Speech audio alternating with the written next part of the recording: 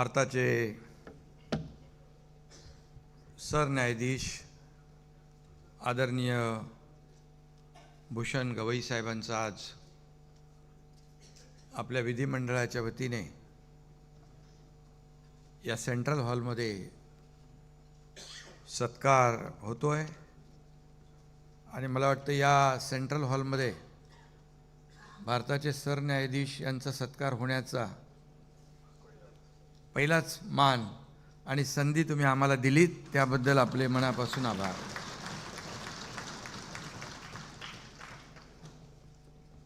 या प्रसंगी उपस्थित आपले लोकप्रिय मुख्यमंत्री देवेंद्र फडणवीसजी, उपमुख्यमंत्री अजितदादा, सभापती विधान परिषद रामभाऊ शिंदे, अध्यक्ष विधानसभा राहुल नार्वेकर, उपसभापती विधान परिषद नीलमताई गोरे, उपाध्यक्ष विधानसभा अण्णा बनसोडे, विरोधी पक्षनेते अंबादास दानवे, संसदीय कार्यमंत्री चंद्रकांत दादा, व्यासपीठावरील सर्वच पक्षाचे गटनेते, सर्व मान्यवर आणि सभागृहात बसलेले आपले सर्व सन्माननीय आमदार आणि सर्व सहकारी। आठवले साहेबांचं नाव राहिलं, आठवले साहेब पण आहेत, त्यांचंही स्वागत करतो।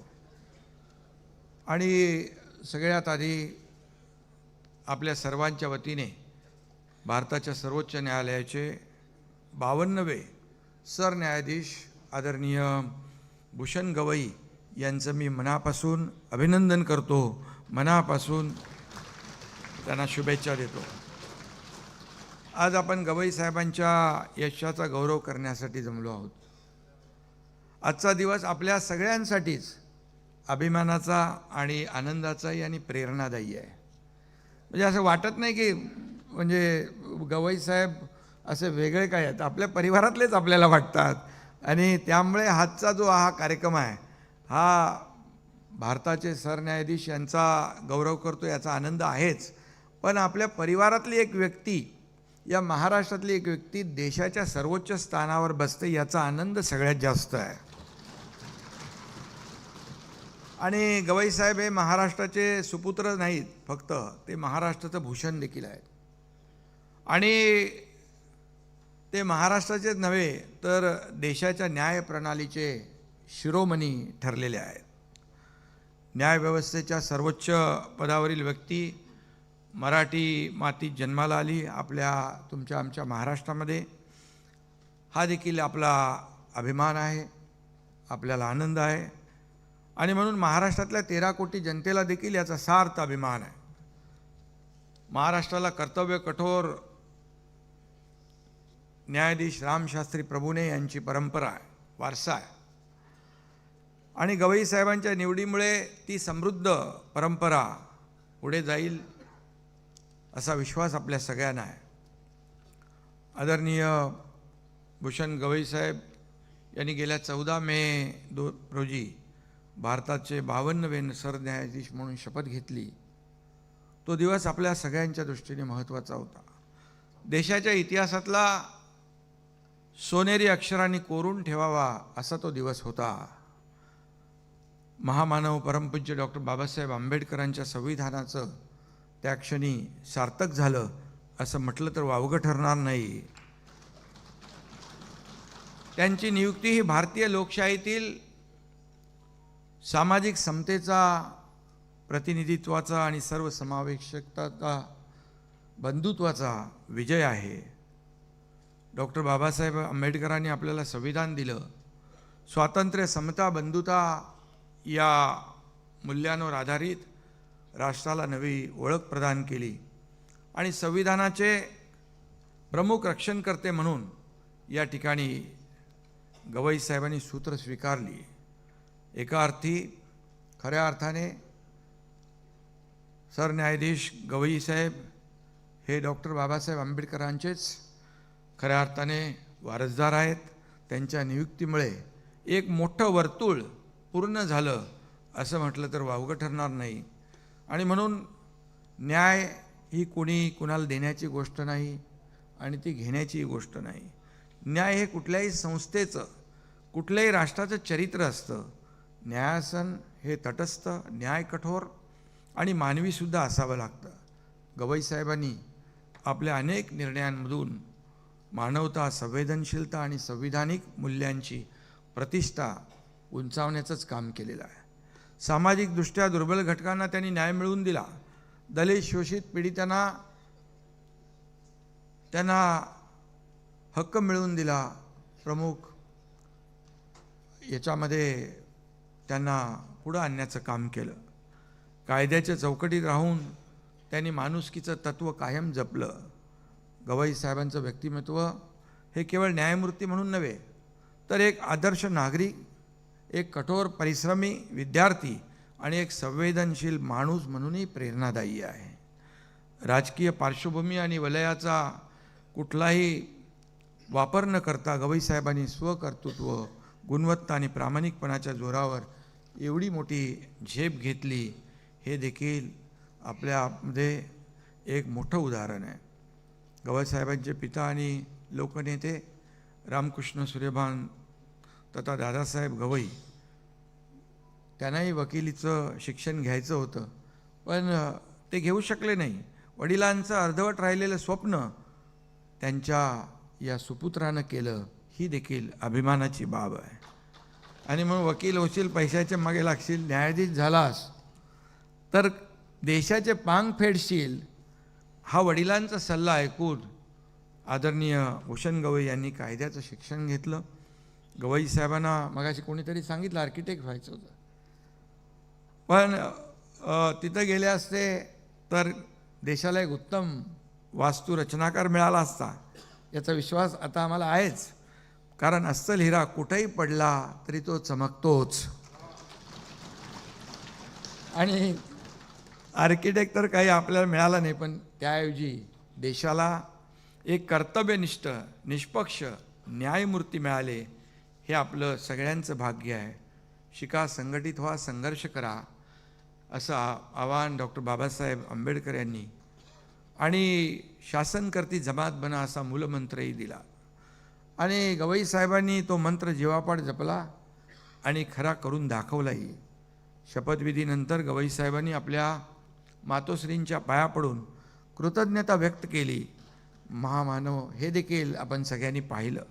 महामानव बाबासाहेब आंबेडकर यांच्यामुळेच हा दिवस पाहता आला, असे उद्गार त्यांच्या मातोश्रींनी त्यावेळेस काढले. मायलेकाच्या संविधानाशी असलेल्या नात्याचं हे एक प्रतीक आहे. सरन्यायाधीश म्हणून गवई साहेबांची निवड झाल्यानंतर त्यांचं अभिनंदन अनेक लोकांनी केलं. मी त्यांच्या निवासस्थानी गेलो होतो, त्यावेळेस पाहिलं एवढ्या मोठ्या पदावर असून देखील एक साधेपणा त्यांच्यातला, एक विनयशीलता, शालीनता आणि एक नम्रता हे पाहायला मिळालं.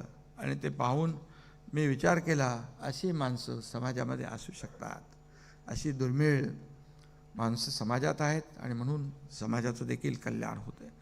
आणि म्हणून सर्वोच्च पदाला हात लागल्यानंतरही आपले पाय जमिनीवर घट्ट ठेवणारा हा माणसातला देवच आहे, असं म्हटलं तरी वावगं ठरणार नाही. व्यक्तीचं मोठेपण कशात असतं? त्याच्या विद्यार्थीपणात, शिकण्याच्या पद्धतीमध्ये. आणि कितीही मोठा झाला तरी माणूस जो शिकतो तो खऱ्या अर्थाने विद्यार्थी म्हणून शिकतो. आणि गवई साहेबांच्या बाबतीत देखील मुंबई उच्च न्यायालयामध्ये प्राप्तिकराच्या केसेस यायच्या. त्यांनी त्यावेळेस देखील युक्तिवाद करणाऱ्या ज्येष्ठ वकिलांनाच त्यांनी विनंती केली, मला विद्यार्थी समजा आणि सगळी केस नीट समजावून सांगा. याला देखील मोठं मन लागतं. आणि म्हणून प्रचंड बुद्धिमत्ताच्या जोरावर त्यांनी या प्रकरणामध्ये देखील तज्ञता मिळवली. आणि खऱ्या अर्थाने हे विद्यार्थी असणं खूप महत्त्वाचं असतं, ते त्यांनी दाखवून दिलं.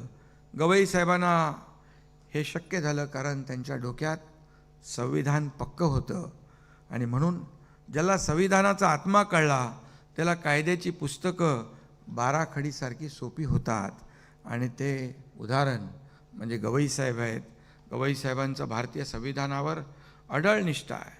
आणि ते अनेक वेळा म्हणाले, न्यायपालिका, कार्यपालिका, कायदे मंडळ यापेक्षा सर्वोच्च आहे आपलं भारताचं संविधान. आणि म्हणून भारतीय संविधान सर्वोच्च आहे यावर त्यांचा विश्वास आहे. न्यायदान करताना अनेक लोकांनी सांगितली उदाहरणं. त्यांनी अनेक लँडमार्क जजमेंट दिली. त्यांची भाषा सौम्य असली तरी निर्णय मात्र ठाम असतात. आणि म्हणून ज्याचा दीपस्तंभासारखा उपयोग न्यायव्यवस्थेलाच झालेला आहे. आणि म्हणून ज्याला कळलं संविधान त्याचं सुटत नाही कधी भान, ज्याचा असतो नेक इरादा त्यालाच कळतो खरा कायदा. आणि म्हणून गवई साहेब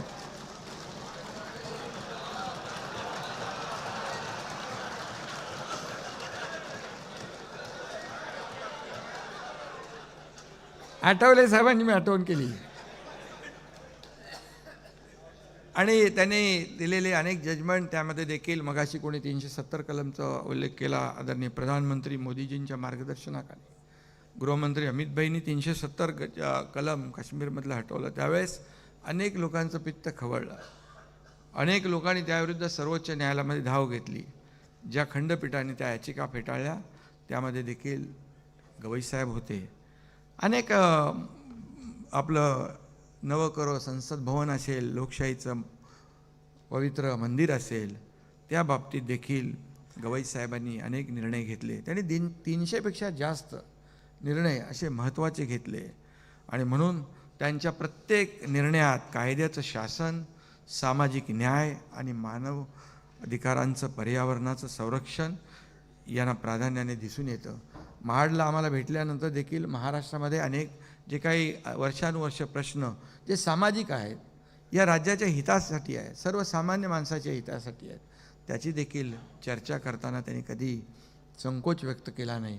कारण शेवटी त्यांना सर्वसामान्य माणूस, राज्याचा विकास हे देखील महत्त्वाचं वाटतं. आणि म्हणून अमरावती येथील एका साध्या कुटुंबातून येऊन त्यांनी सरन्यायाधीश पदापर्यंतचा प्रवास, त्याचं यश हे मिळवलं. हे भावी पिढ्यांसाठी दीपस्तंभासारखं आहे. त्यांच्या कार्यकाळात न्यायप्रक्रिया अधिक सुलभ आणि पारदर्शी होईल आणि न्यायव्यवस्थेवरचा विश्वास अधिक दृढ आणि वृद्धिंगत होईल असा विश्वास मी व्यक्त करतो. जाता जाता एवढंच सांगतो, महाराष्ट्राच्या मातीमधला हिरा मिळाला भारत भुला, महाराष्ट्राच्या मातीमधला हिरा मिळाला भारत भुला, संविधानाचा वारकरी हा न्यायदानाचा भूषण ठरला. धन्यवाद.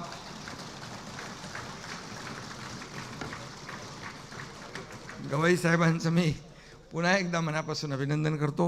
मनापासून त्यांना खूप खूप शुभेच्छा देतो. धन्यवाद. जय हिंद, जय महाराष्ट्र आणि जय संविधान.